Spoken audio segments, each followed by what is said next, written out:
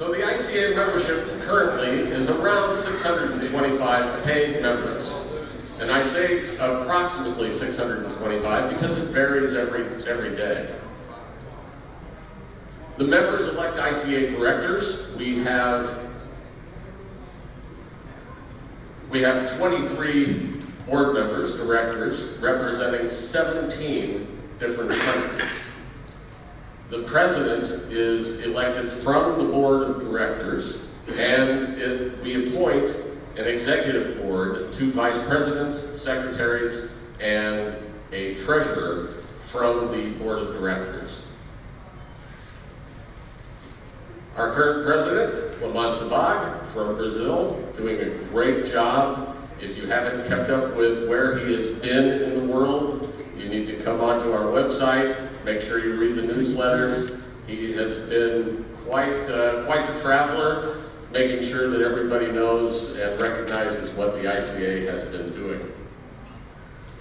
The board of directors oversees me, the CEO, the executive director. I report directly to Clement and the executive board. I oversee all operations of the executive offices in New York and in Hong Kong. I serve as the chief executive officer of the association. I'm responsible for the management of the offices, all employees, including hiring, firing, training, evaluation of their performance. We carry out all the requests, votes, and resolutions of the board. That's our job in the office. I'm a non-voting member of the board of directors. I'm also a non-voting member on all of the committees. So if you ever have any question about what the committees are doing, feel free to contact us in the office. I sign all contracts and obligations on behalf of the association in accordance with decisions passed by the board of directors. I have the power to incur and pay for current operating expenses. That keeps things going. And I am charged with the safekeeping of all of our assets of the association. That includes everything that you see, all the publications, the office staff. I supervise and manage all publications and communications of the association and all such other literature that is published and distributed by the ICA. This is your international office staff. Of course, I'm from the U.S., so that covers the U.S. part. Claudiu Margarit is our general manager. He's from Romania. We have Cecilia Echeverri. She's our communications and marketing manager in the New York office. She's from Colombia. And in Hong Kong, we have Maggie Liu. She's from mainland China, and she's our new exhibitions manager. Claudiu's duties in the New York office: his goal, collect more money than we spend. So he's in charge of invoices, collecting and processing as quickly as possible, annual membership dues, Congress registrations, all the advertising, including In Color, the directory, all the show guides, all the exhibitor payments, and he pays the bills. So everything that goes through the office, incoming and outgoing, goes through Claudiu. He creates a financial report that goes to the treasurer every month by the 20th of the month, and for our accountant as well. He reconciles all the bank statements and make sure that everything that gets charged on the charge cards are the charges we had charged for the charge card. He also assists with membership services. He designs and produces all of the directories. The new directory that's here, most of the work is his, to make certain that the database is up to date, to make sure all of our members' information is correct, to immediately process all new memberships. Cecilia is here to build and maintain our website, monitor and post to our social media pages, including Facebook, LinkedIn, and Instagram. And she acquires and creates advertising. She is the marketing manager in the office. So her goal is to maintain the website. She is actually the one who built the website from scratch 2 years ago. It's fabulous. If you haven't noodled around on the website, please do. She is in charge of finding articles, updates to post on industry news, to gemstones, and to create banners that work closely with Claudio to place the newest In Color magazine online in a readable flip book. If you haven't gone online to see all of the In Color magazines, you really should. It's quite an amazing collection.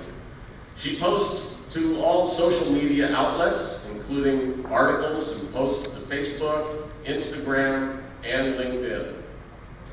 She is also creating advertising. So she's creating, sending out advertising e-blasts to acquire ads for In Color magazine, for the Tucson show guide, for the March, June, and September Hong Kong show guides, for the JCK show guide, for the ICA membership directory. When you turn through the membership directory that's here, all of those ads she acquired for the directory, helped to pay for the publication. And the online membership directory as well. You should be advertising in the online directory. She also acquires ads for the newsletter as well. She redesigns any trade show marketing materials that we have, revising the ICA membership trifold, postcards, pull-up banners for the GILC, for the ICA receptions, table cards, media kit brochures, anything that we print, she is in charge of helping to redesign. She also creates the house ads that we place into In Color magazine or the website or online. She also uses those to create barter agreements with other magazines, the Hong Kong March Show magazine. We also advertise in Gems World magazine, the HKTDC yearbook, the Indoor Center reception, as well as the show guide, and any media kits that we produce as well. We are currently looking for a membership manager. The gal that we had in the office, Anna Gomez, got a new job and left us in August, and we are looking for someone to take care of all of our new members. The goal for this particular person would be to expedite membership enrollments, get information from references within a couple of weeks, make more communication with our members, expedite the memberships and new membership packages, and return phone calls as quickly as possible. So basically, we're looking for somebody who can handle and take care of all of our new members. Maggie is our exhibitions manager based in the Hong Kong office. Her job, her duties include selling exhibition space in the ICA pavilions when they're available, maintain a wait list, and we're redesigning all of our wait lists, to assist members who have been exhibiting at shows and their show contracts, to work on contractors, work with contractors for booth construction, and to work with show organizers and liaise with exhibiting members. The goal is for Maggie to sell out exhibition space. That's the goal. And to maintain professionalism when facing an exhibitor concern. And I'm sure you've been on the other end of that. To obtain the best product for the best price, and to create new ICA pavilions in new trade shows that we're not currently involved in.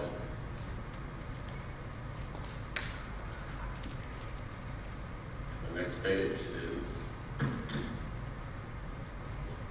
something. Hey guys.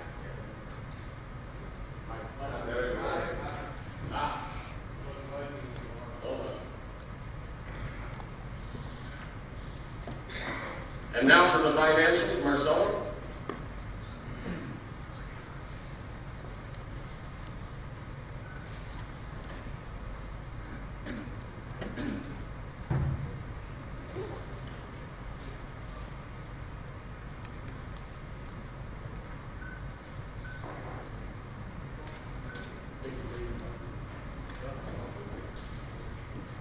Good afternoon, everyone. Let's start with our finance status and how we're doing 2019. This is our profit and loss cash basis report. So I start with the income of 2019.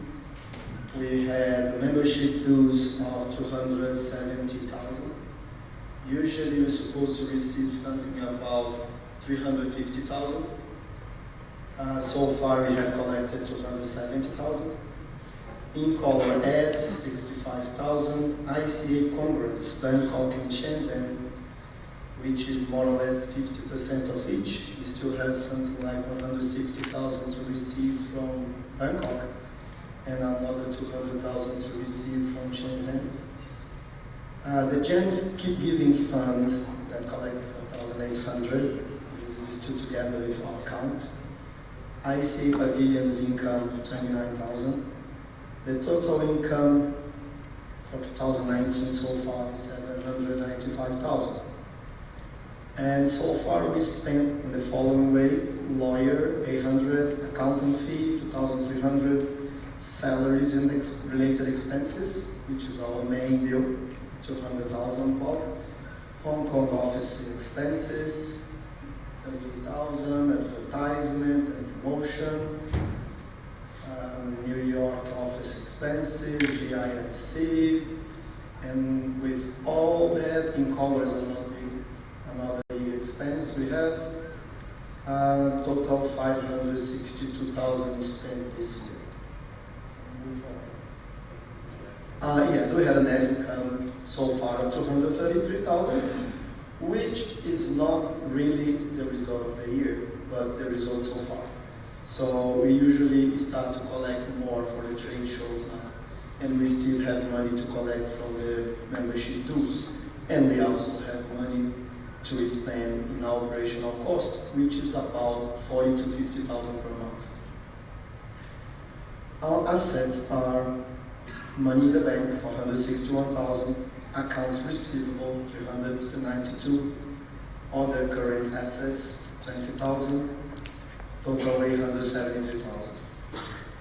So in our books we have the fixed assets of 28,000, security deposits, lawyer, which is mostly our intellectual property, everything we spend during the registration of Allmart, of ICA, the ICA Gen Lab, and moving from Switzerland back to the United States, and all these things we in accounting we had as an investment for ICA.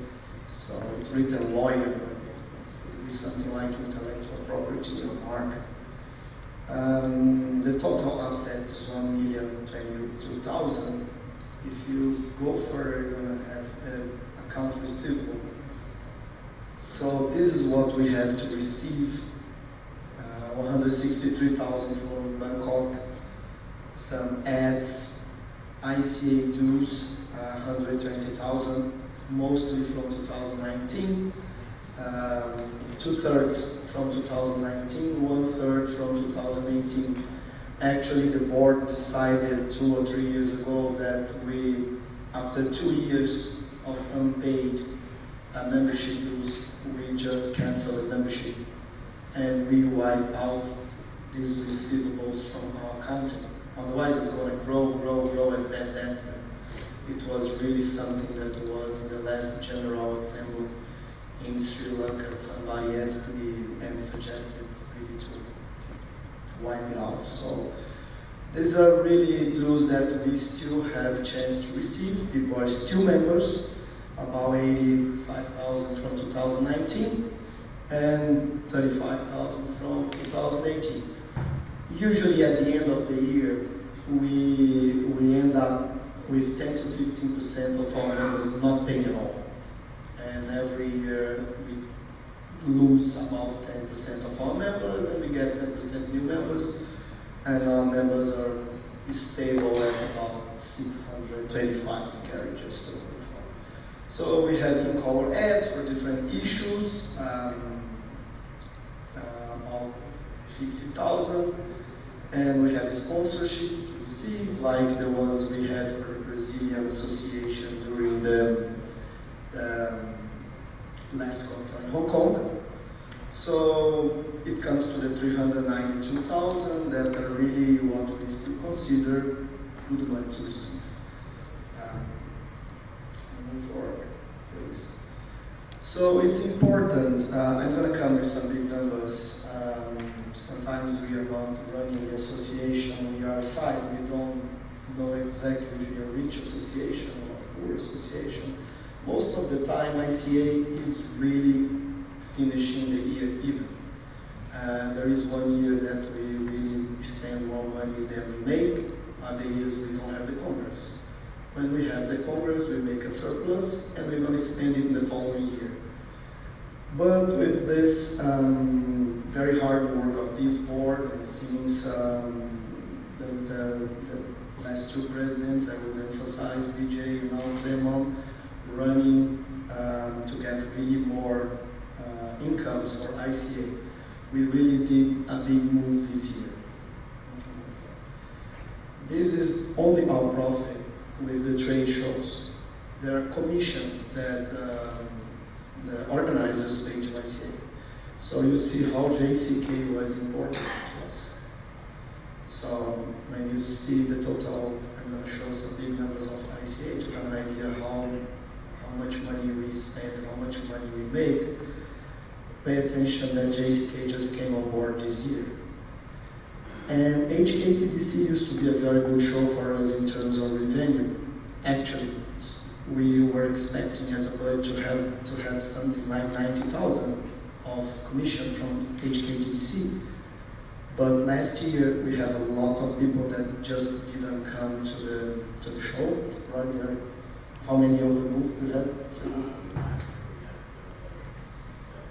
About 7 booths that we really have to pay, and we don't get money because if our member just decide to give back the booth, there is a contract with HKTDC that we just contract the booth in advance, or we rent it in advance. So HKTDC March this year was very bad for us in terms of what we expected to have and what we really had.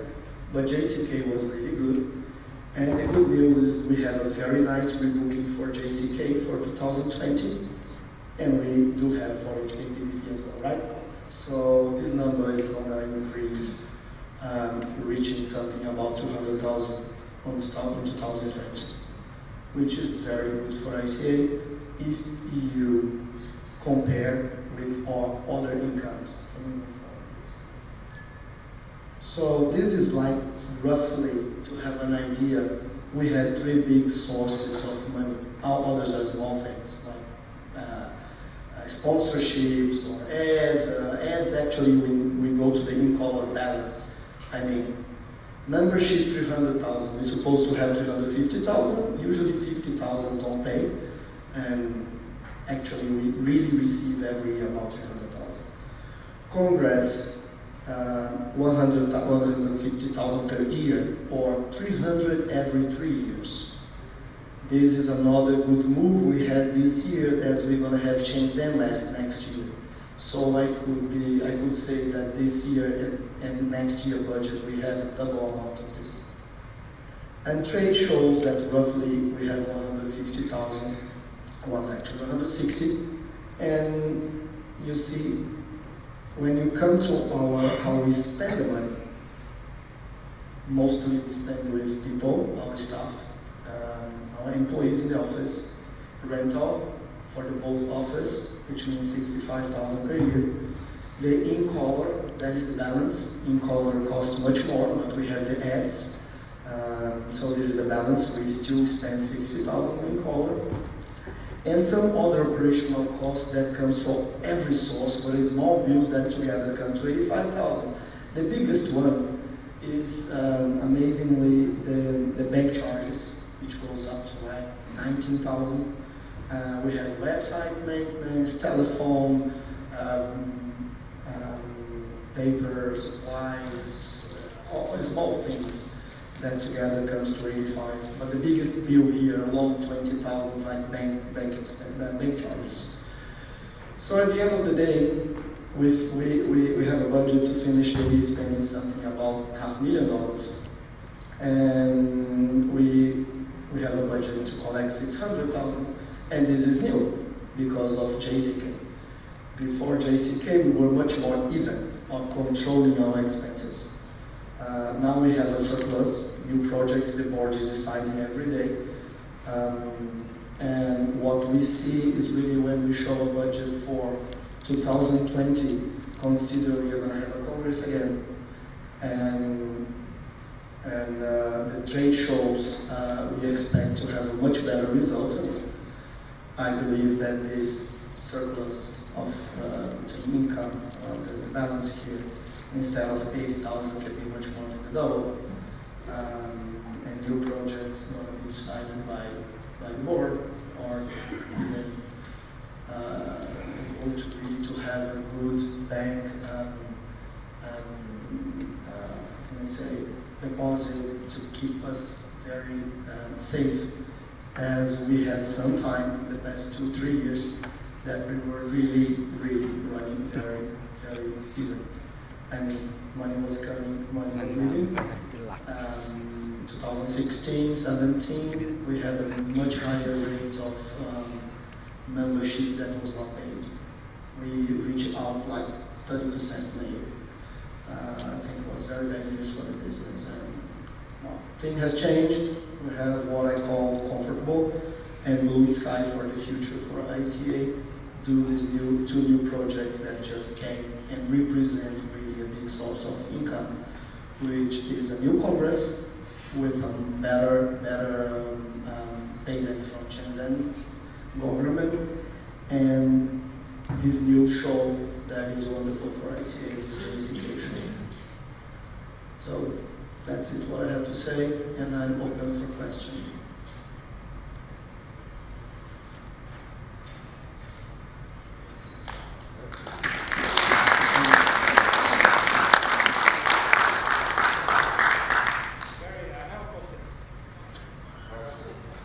Yes?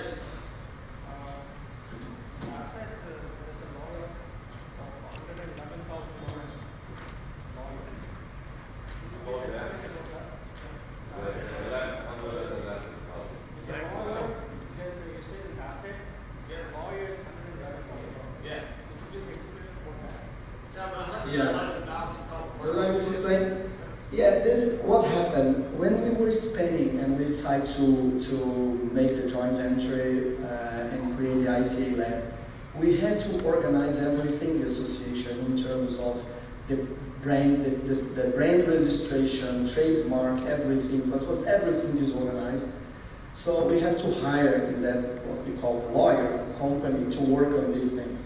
We had our association split in 2 different countries, and actually we had registration in 3. ICA was formally registered in Switzerland.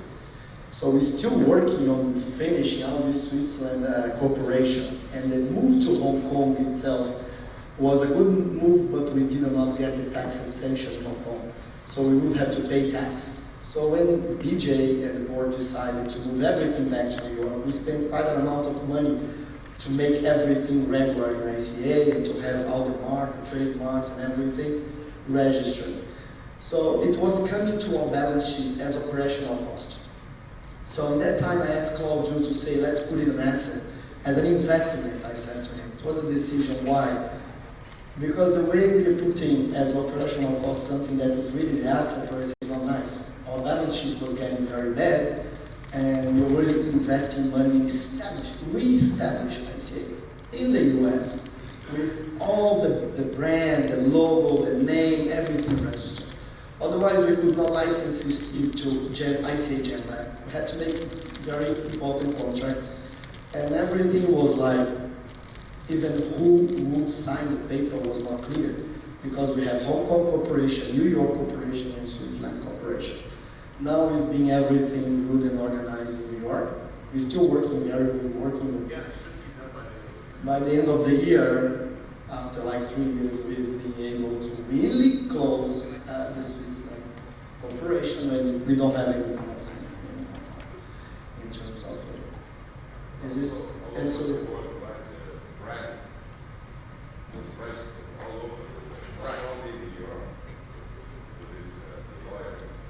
Right.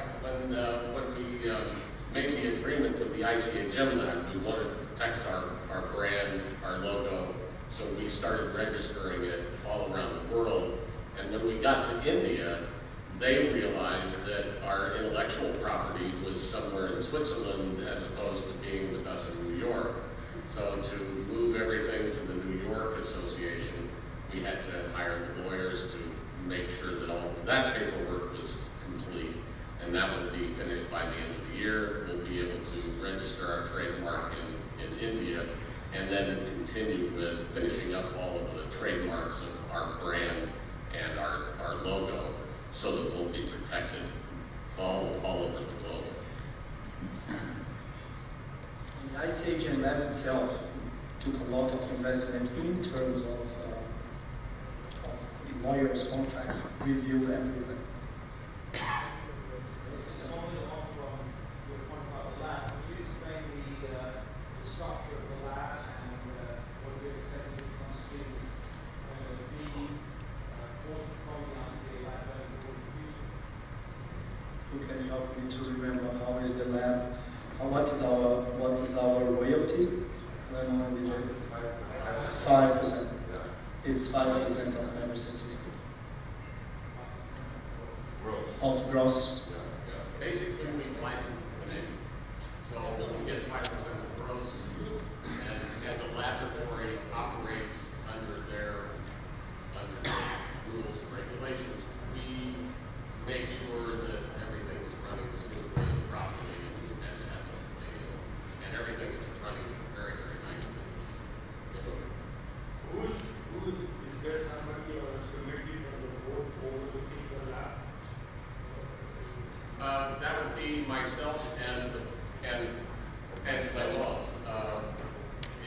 When Claymont's term is up in 2 years, it will be the next president and the executive officer. We sort of monitor what happens in the lab.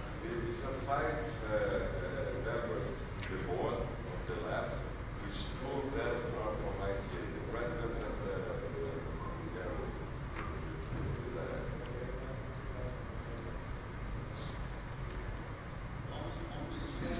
Could you please provide the microphone, please? Please give the microphone to the patient. We have Tucson expenses of 35,000, but we have also the pavilion in Tucson. We don't have an income from the Tucson pavilion because the other income for sure, but not the Tucson pavilion. So why do you have to spend 35,000 on Tucson show expenses? Yeah, $35,000 in Tucson really doesn't explain exactly what happened. We're not spending $35,000 on our booth. And you're right, we don't get any income from the ICA Pavilion. That stays with the GJX. The $35,000 is a combination of our booth, but more so the reception. The reception every other year is supposed to be sponsored by the Congress. And every other year of that, typically IBGM sponsors our reception.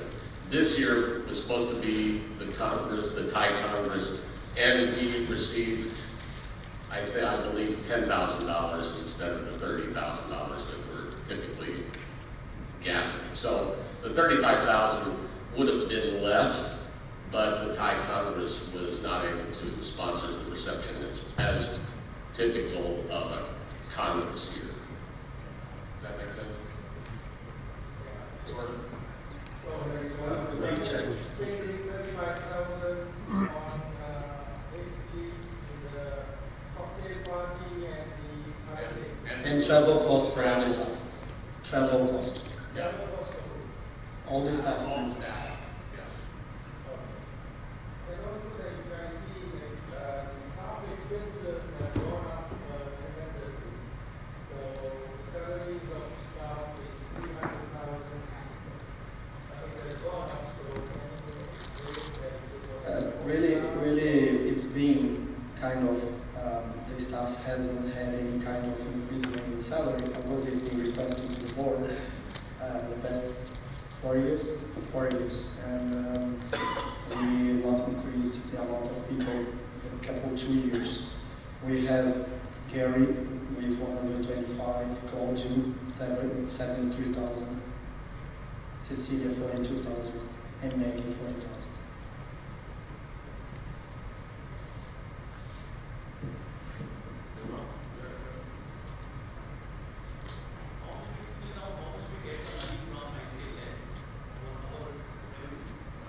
Last year, I believe, 5,000, something like 5,000, that. something like that. We're hoping now that candidates are back on board that we'll see a bigger percent.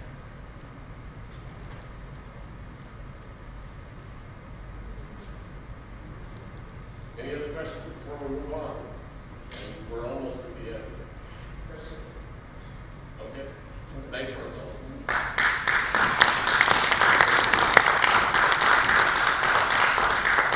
So here's your office staff. This is who's performing all of the functions of the office in Hong Kong and New York. And we did the financials. Our future. We're going to be pushing for more new members, of course. Focus on trade show pavilions in Basel and in Orgenta and Vicente Oro.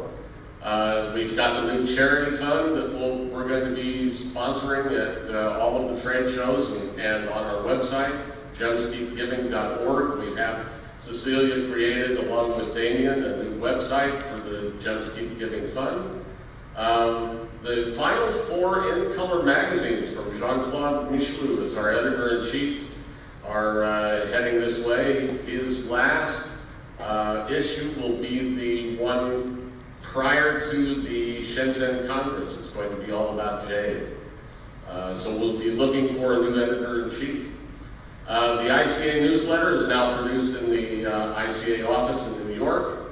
And we have the new accredited ethical member title that Damien announced yesterday in the Congress. And we will be having a new online portal in order to function or to process the accredited ethical member title. And you'll be seeing that coming up shortly. We'll make the announcement in the newsletter and in In Color magazine.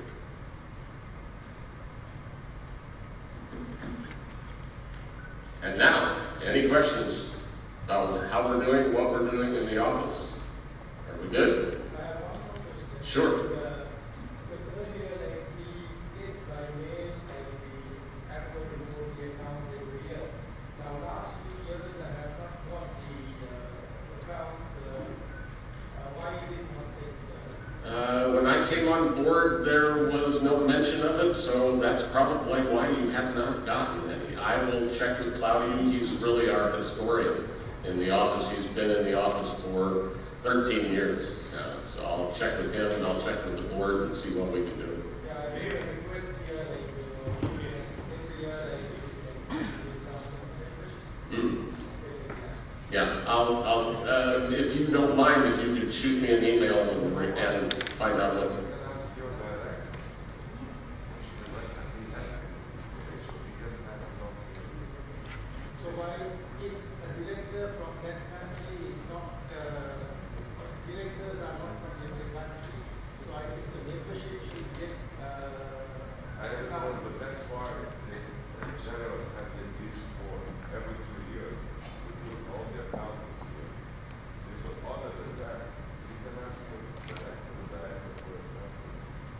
What he's saying, I know what he's saying, like not every country has. I understand. Every country that- But we can actually do that. I think all the It's members not a should problem, receive that. nothing to hide. We have to show them. It's all about clarity. Yeah. And at any time, obviously, you can contact me. Okay. Okay? no, I think it's a better way to do it.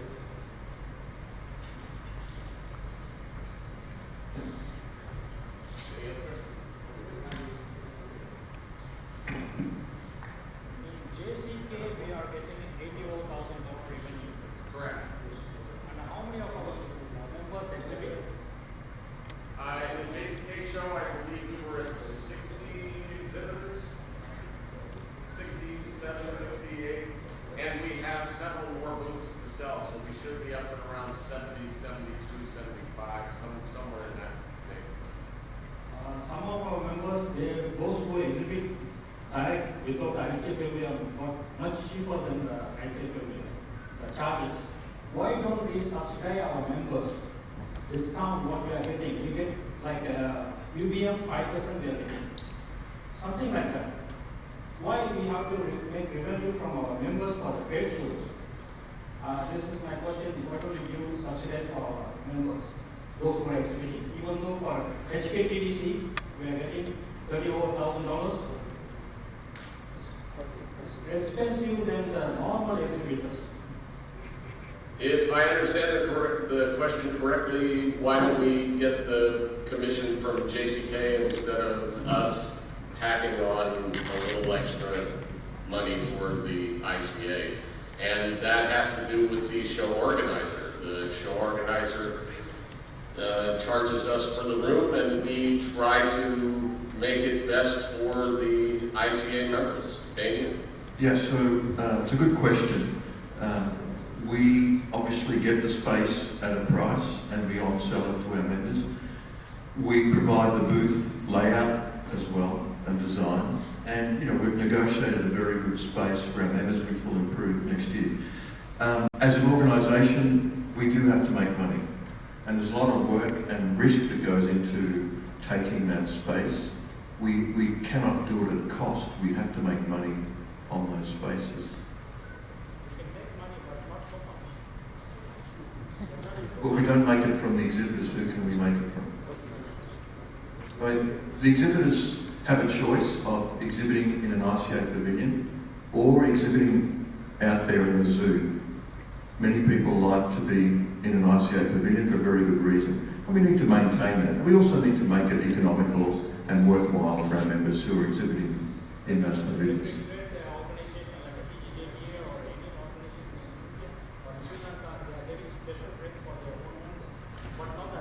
No, we are getting a special rate for that floor space.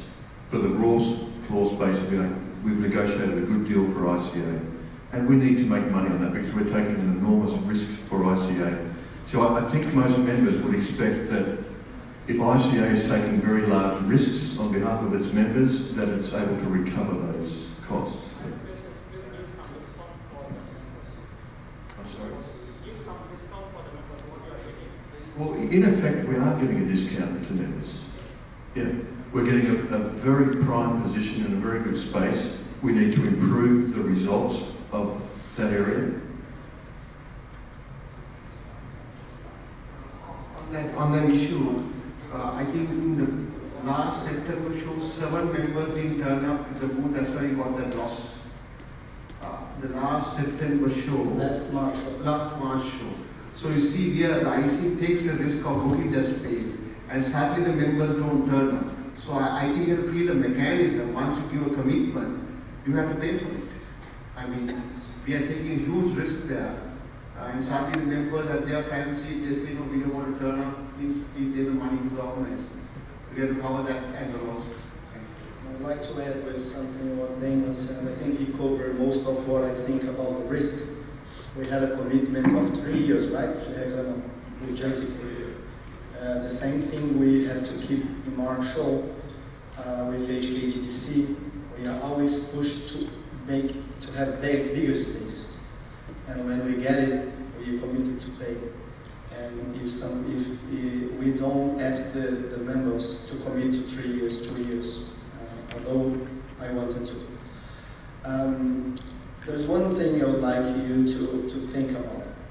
ICA has 30 years old, right?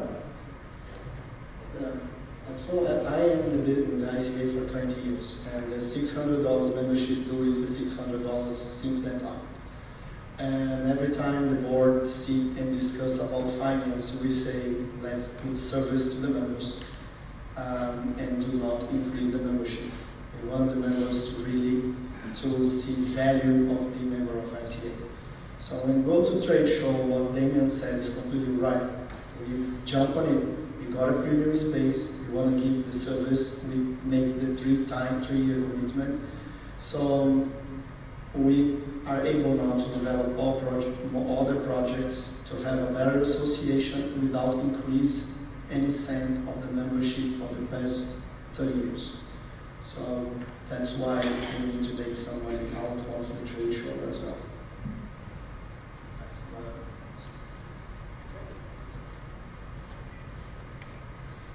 Any other questions? I want to thank you all for your participation and your support of the ICA over the years. Thank you all very, very much. If you have any questions later that you didn't have answered here today, definitely send me an email or WhatsApp, and I'll be more than happy to help you out. Please. Thank you all very much.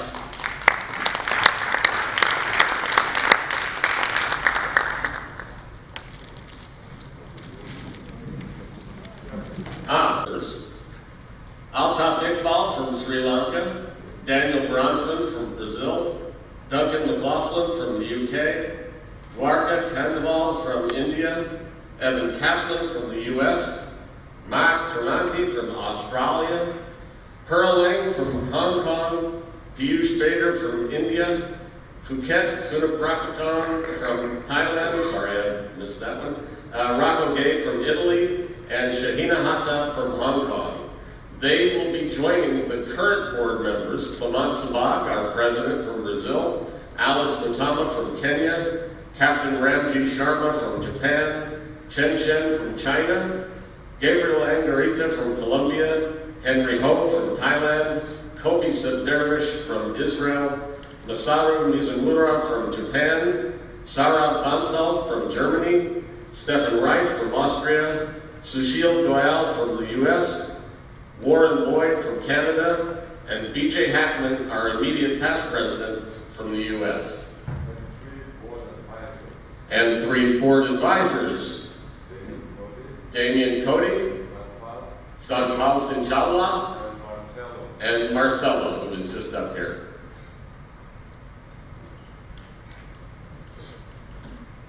Oh, Clement, did you want to come up and say? No, I would like to take a picture with the new board. Excellent. All the new board and current board members, please come up and let's get a picture. You? Smile. One. Phuket, smile please. Thank you, Phuket. Welcome to the board. You. Video.